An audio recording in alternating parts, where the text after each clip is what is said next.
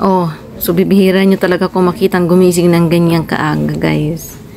At with purpose talaga yan paggising ko ng ganyang kaaga kasi nga meron akong sadya dyan na nagpakuha nga ako ng blood para i-check kung meron na mga tumutubo sa aking katawan na mga kung anik-anik na hindi ko nalalaman. So, kailangan ko rin magpatingin.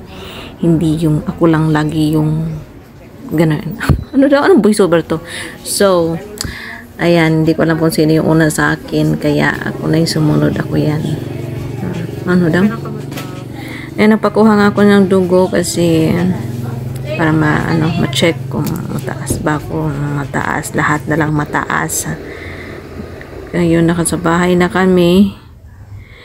Nga pala, naka-fasting ako niya ng 10 hours. Kaya pag uwi, kumain, binuhusan ko ng tubig na marami, tapos natulog ulit, tapos ganyan, lumamon, nagluto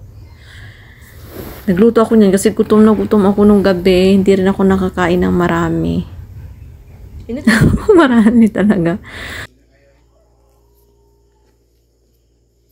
Hindi ba? Kala mo gutom na gutom talaga eh. Parang ginutom siya ng mga 1 taon. Ayun, tapos pagkatapos niya, nagluto nga ako ng pakbet. Pinakita ko yung kamatis kasi grabe ang presyo ng kamatis ngayon. Kamatis ang mahal ngayon, guys. Kasi siguro maulan. So, 1 piraso, 10 piso. Tama ba? No? Tama ba yan? Tapos, 2 sana bibilhin ko, which is 23. Sabi ko, 1 lang. Kasi 1 lang naman ang kailangan dapat. Hindi kailangan ng damihan o 2. Char. Dapat 1 lang. Wala lang. Binalik ko yung 1. Ayun. Pakbit. Kulang ng okra. Pero tama na yan. Carry na yan. Tapos yung talong. Bisaya. Mas gusto ko yung ganyan na talong. Kasi hindi siya yung parang matubig na talong ba. Yung isa kasi yung malalaking talong. Matubig. Iyan hindi masyado. Ayan. Tapos ampalaya. Kalahati. Sana inubos ko na lang yung ampalaya. Hindi ko na hinati. Kasi iniisip ko kasi gusto kong papakin yung ampalaya. Pero hindi na pala kaya. Ayun, so nagluto ako niyan. Tapos, naggisa na ako. Hindi ko na pinakita kung paano ang proseso ng pagluluto. Kasi marunong na kayo. Alam nyo na yan. Sabi ko nga lagi, kung marunong kayong kumain, dapat matuto kayong magluto. Natay. So, yun. Magluto na kayo dyan. Huwag na kayong mag-inerte. Ginisa ko lang yung bawang, sibuyas, kamatis.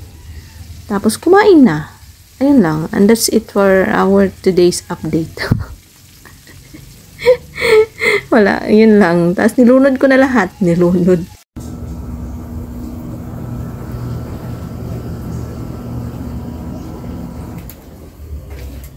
Ay, di hapaw din mo mag-away.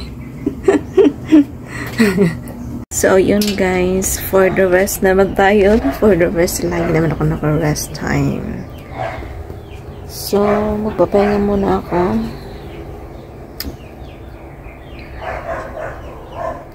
Tulog ulit. Baka kanina nakatulog ako pagkadating ko. So, nilive ko nga yun. And ngayon, since wala naman tayong gagawin, so, pass muna tayo sa ating pa-workout today. Baka mamayang gabi na tayo na pa-workout. Kasi, basta lang. Ayan, see you tomorrow. See you next time, guys. That's it for today's update. Wala, naging may update na sa May Tots. Para sa mga nagtatinaran ko na kaya na bakil, bakit ko nang pagano'n na lang. Ano kasi yun? Check lang, baka mataas yung sugar ko, baka mayroon akong problema, baka mayroon akong inalagaan sa katawan ko. So, importante rin lang malaman natin yung mga ganon, yung puro lang tayo. Diba? So, okay lang naman ako. Natal lang result. Excited ako malaman ko ng result. Okay.